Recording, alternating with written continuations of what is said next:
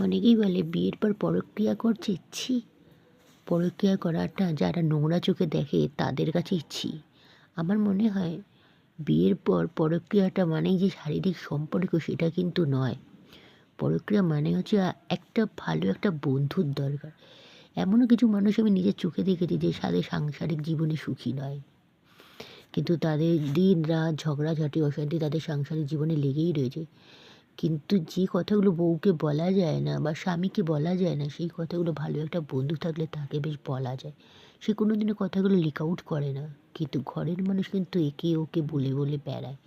আমি মনে করি বিয়ে হয়ে গেলেও একটা বন্ধু থাকা দরকার মাস্ট, যেটা মনের শান্তির জন্য আর কিছুর জন্য। শারীরিক সম্পর্কটা তো কত দিনের, একটা বয়সের পর আর দরকার পড়ে না, কিন্তু মনের একটা বন্ধুর কিন্তু খুব দরকার।